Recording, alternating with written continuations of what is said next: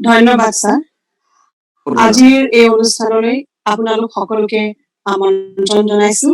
আমি আৰম্ভ কৰিব খুজিছো আবৃত্তিৰে দুটি চুটি কবিতাৰ। প্ৰথম কবিতাটিৰ নাম মৰ্মান্তিক, লিখি থৈ গৈছে আমাৰ সকলোৰে মৰমৰ ডক্টৰ নিৰ্মল প্ৰভা বৰদলৈ বাইদেৱে। মৰ্মান্তিক। তেওঁক মই যোৱাগৈ দেখিছিলো, বেলি লহিওৱাৰ পৰত পথাৰৰ বকিয়াই দি মূৰত জাপি, কান্ধত মেট মৰা দুটা ডাঙৰীৰ জিৰিক জিৰিক মাত। তেওঁৰ পিছে পিছে গলগৈ আঘোণৰ সোণ বৰণীয়া ৰ'দ, খেৰৰ চুবুৰিটো, বাঁহ বননিৰ কেঁচা আলিটো আৰু গান গোৱা চৰাইজাক গৈ আছিল আৰু গলগৈ। কোনে জানে তেওঁ আৰু এই জন্মত উভতি আহিবনে নাহে। ধন্যবাদ। দ্বিতীয়টো কবিতা কবি ৰত্নকান্ত বৰকাকতি। দুটি মানুহ এটি ঘৰত দুটি মাথোন দুটি মানুহ ধৰে। এটি খেলে লুকাই সপোন, এটি জ্বলি মৰে। এটি হাঁহে তৰাৰ মুখত ফুলৰ গন্ধ টানি, এটি কান্দে ধৰাৰ বুকুত কুলৰ বন্ধ মানি। এটি আহে প্ৰিয়ৰ ৰূপত চুক চুক চামাক কৰি, এটি থাকে ৰুদ্ধ ঘৰত শূন্য শয়ন ভৰি। এটি মুক্ত শিশুৰ প্ৰাণত নাচে আকাশ জুৰি, ইটি যুক্ত আপোন কামত মৰে দেই পুৰি। এটি গিভা হৰিত সাগৰ জিনি, এটি ক্ষুব্ধ ঘূৰি মহা নাপায় কতো চিনি। এটি লৰে বহু বেশে ভঙা গঢ়াৰ তালে তালে, ইতি মৰে দেশে দেশে ক্ষণে ক্ষণে কালে কালে। ধন্যবাদ। আবৃত্তি মাথো এটি অনুভূতি নহয়, ই এক কলা আৰু লগতে অনুভূতি, যি আমাক মনৰ দুৱাৰৰ আৰকাই থকা কথাখিনি জুকিয়াই কবলৈ সহায় কৰে, ভাষাও চহকী কৰে। নিজে লিখি ব্যক্ত কৰিব নোৱাৰা কথা কোনোবাই লিখি থৈ যোৱাৰ কবিতাৰ মাজত আমি বিচাৰি পাওঁ। আটাইতকৈ ডাঙৰ কথা যে আজিৰ গ্লবেলাইজেশ্যনৰ সময়ত য'ত অসমীয়া ভাষাত লিখা বা পঢ়াৰ চৰ্চা কৰিবলৈ প্ৰবাসী অসমীয়াই বহুত চেলেঞ্জেছ বা কঠিনতাৰ সন্মুখীন হৈছে, তেনে অৱস্থাত আমি ভাবো গীত, মাত আৰু নাটক চিনেমাৰ লগতে কবিতা আবৃত্তিয়ে ভাষাক সৰ্বব্যাপী কৰিবলৈ সহায় কৰিব। আবৃত্তি শিকিবলৈ বয়স বা সময়ৰ কোনো বাধা নাই, কিন্তু যিকোনো কলাৰ দৰে প্ৰশিক্ষণ লোৱাৰ বাৰুকৈ প্ৰয়োজন আছে। বিজ্ঞানসন্মত পদ্ধতিত আবৃত্তিৰ প্ৰশিক্ষণ লৈ আৰু নিয়মিত ৰূপে সাধনা কৰি বৰ শুৱলাকৈ আৰু মন চুই যোৱাকৈ আবৃত্তি কৰিব পৰা যায়। সেই চিন্তাৰে আঁত ধৰি আমি অসম সাহিত্য সভাৰ মুম্বাই শাখাৰ তৰফৰ পৰা আয়োজন কৰিছো এই অনুষ্ঠান আবৃত্তি কৰো আহা। 17 তাৰিখে আমি শুৱৰিলো ৰূপকোঁৱৰ জ্যোতিপ্ৰসাদ আগৰৱালাদেৱক, কালি শুৱৰিলো কলাগুৰু বিষ্ণুপ্ৰসাদ ৰাভাদেৱক, দুইজনৰে পুণ্যতিথিত। তাৰ উপৰিও কালি শ্ৰদ্ধাৰে শুৱৰিলো শ্ৰীমতী নিৰ্মল প্ৰভা বৰদলৈ বাইদেউক আৰু শেৱালী কবি ৰত্নকান্ত বৰকাকতি দেৱক, তেওঁলোকৰ জন্মতিথিত। আমাৰ এই প্ৰয়াসৰ আৰম্ভণিৰ বাবে ইয়াতকৈ আৰু কি উপযোগী সময় হ'ব পাৰে? আহক আমি আবৃত্তি কৰোঁ। কেইটামান মন কৰিবলগীয়া নিৰ্দেশাৱলী। আপোনালোকে যদি কথা কোৱা নাই তেন্তে নিজৰ মাইক্ৰফোনটো মৌন কৰি ৰাখিব আৰু ব্যক্তিগতভাৱে টোকাৰ বাবে এখন নতুন কাগজ বা বহী আৰু লগত এটা ৰঙা আৰু এটা নীলা ৰঙৰ কলম ৰাখিব। আহক আমি আবৃত্তি কৰোঁ। আমি আপোনালোকৰ সকলোৰে সঁহাৰি পাই অতি উৎসাহিত হৈছো। অতি আনন্দৰে জনাও যে আমাৰ মাজত আজি উপস্থিত আছে অসমৰ আবৃত্তি জগতৰ এক চিৰ পৰিচিত নাম, আবৃত্তিকাৰ, শিল্পী, কবি শ্ৰীযুত ভূপেন চক্ৰৱৰ্তীদেৱ। নমস্কাৰ জনাইছো প্ৰথমতে সকলোকে। নমস্কাৰ। মোৰ মাতটো শুনিছে নহয়? একদম ভালকে আহিছে। হয়,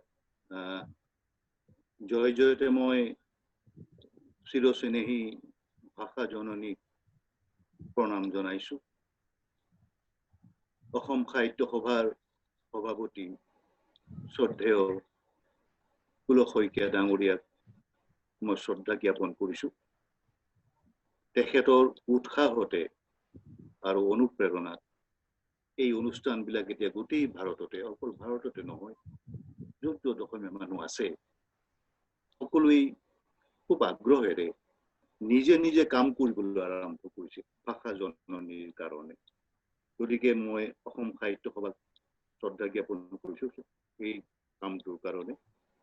দ্বিতীয়তে মুম্বাই শাখা অসম সাহিত্য সভাৰ সভাপতি বাইদেউ, সম্পাদক ডাঙৰীয়া, মোৰ ভতিজা ৰোজ, আৰু যিসকল বিশিষ্ট ব্যক্তি আজি উপস্থিত আছে, যিসকলে অসমৰ বাহিৰত থাকি ভাষা জননীক শ্ৰদ্ধা কৰিছে, সেইসকল শ্ৰদ্ধেয় আৰু শ্ৰদ্ধেয়া ব্যক্তিক মই মোৰ অন্তৰৰ পৰা শ্ৰদ্ধা জ্ঞাপন কৰিছো। এষাৰ কথা আছে যে আপুনি যদি এটা কবিতা লিখে তেনেহলে ঈশ্বৰে তেওঁৰ ঘৰৰ এখন খিৰিকী খুলি দিব, আৰু যদি আপুনি সেই কবিতাটো পাঠ কৰে তেনেহলে ঈশ্বৰে তেওঁৰ ঘৰৰ দুৱাৰখন খুলি দিব, আৰু যদি আপুনি সেই কবিতাটো আবৃত্তি কৰে তেনেহলে ঈশ্বৰ আহি আপোনাৰ দুৱাৰত টুকুৰিয়াব। কবিতা একেবাৰে সাহিত্যৰ আদি প্ৰকাশ। বাল্মীকিয়ে ক'ব নোৱাৰাকে ইয়াৰ পৰা প্ৰক্ষেপ কৰিছিল এই বিখ্যাত শ্লোকটি, সেইটোৱেই বহুতেই আদি কাব্য বুলি কয়। তাতোকৈ আদি আৰু আছিল। গতিকে কবিতা মানুহৰ প্ৰথম অনুভৱৰ স্বাভাৱিক স্বতঃস্ফূৰ্ত প্ৰকাশ আছিল। আৰু বেদত আবৃত্তিয়ে প্ৰথম স্থান অধিকাৰ কৰিছিল।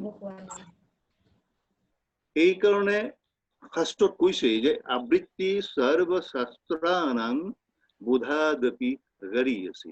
তাৰ মানে হৈছে কি, আপুনি যিমানে শাস্ত্ৰ অধ্যয়ন কৰক বা নকৰক, আৰু আপুনি শাস্ত্ৰ অধ্যয়ন কৰি যি আপোনাৰ জ্ঞান প্ৰাপ্ত হৈছে, সেই জ্ঞানতকৈ কিন্তু আবৃত্তিৰ স্থান বহু ওপৰত। সেইটো শাস্ত্ৰতে কৈ থৈ গৈছে। এতিয়া বেদত 11টা ষ্টাইলৰ শৈলীৰ আবৃত্তি আছে, 11টা। এই আবৃত্তি পুৰণি। সেই 11টা ষ্টাইলৰ ভিতৰত আমি মাত্ৰ এটা ষ্টাইলহে ব্যৱহাৰ কৰিব পাৰো। আৰু গোটেই পৃথিৱীতে মানুহে যে কবিতা পাঠ কৰে, এতিয়া যিটো 11টা ষ্টাইল আছে বুলি কৈছে, তাৰে প্ৰথম ষ্টাইলটো হৈছে সংহিতা পাঠ। সংহিতা পাঠ গোটেই পৃথিৱীত। এতিয়া প্ৰথম কথাটো হ'ল যে সংহিতা পাঠ হৈছে কবিতাটো বা গল্পটো বা প্ৰবন্ধ যেনেধৰণে লিখা আছে তেনেধৰণে পাঠ কৰা পদ্ধতিটোকেই সংহিতা পাঠ বোলে। এতিয়া এই পাঠটো গোটেই পৃথিৱীত চলে। দ্বিতীয় পাঠ এটা আছে পদ পাঠ, সেইটো বৰ অকমান এই প্ৰথমটোতকৈ কঠিন। তাত পদবিলাক আৰু সমাসবিলাক ভাঙি পেলাই মতা হয়, সেইটো কাৰণে পদপাঠ নাম পাইছে। এই বাকীবিলাক পাঠ একদম কঠিন আৰু জটিল।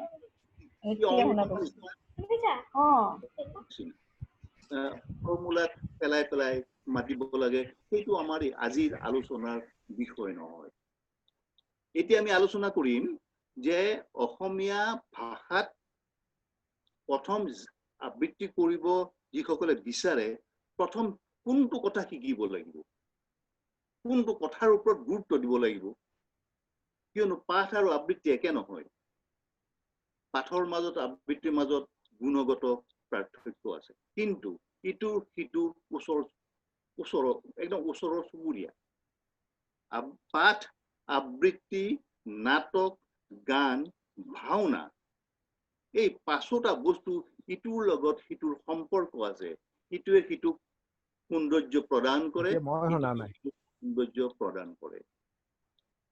এতিয়া এইখিনিৰ ভিতৰত আমি প্ৰথমতে আহিব লাগিব যে অসমীয়া ভাষাৰ উচ্চাৰণটো, কাৰণ বৰ্তমান অসমীয়া ভাষাৰ উচ্চাৰণটো কিছু কিছু বিকৃত হৈ গৈছে। এই বিকৃত ৰোধৰ বাবে আমি অন্ততঃ উচ্চাৰণখিনি শিকি ল'ব লাগে।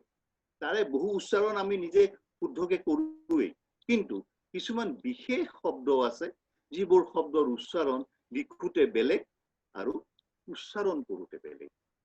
সেইটোৱে ডাঙৰ সমস্যা। এতিয়া মই বোৰ্ডখনলৈ আহিব বিচাৰিছো। এতিয়া আপোনালোকে চাওক, মই আপোনালোকক আজি স্বৰবৰ্ণমালাখন দেখুৱাব বিচাৰিছো। মোৰ নিজৰো অলপ বেয়া লাগিছে যে আপোনালোকৰ বিজ্ঞ মানুহ মোৰ আগত বহি আছে আৰু মই আপোনালোকক স্বৰবৰ্ণমালা শিকাব লগা হৈছে। ইয়াত গুৰুত্বপূৰ্ণ কথা কেইটামান আছে কাৰণে মই স্বৰবৰ্ণমালাখন হাতত লৈছো। প্ৰথম দেখিছে অ, আ, ই, দীৰ্ঘ ই, হ্ৰস্ব উ, দীৰ্ঘ উ, এটা দিয়া নাই মই।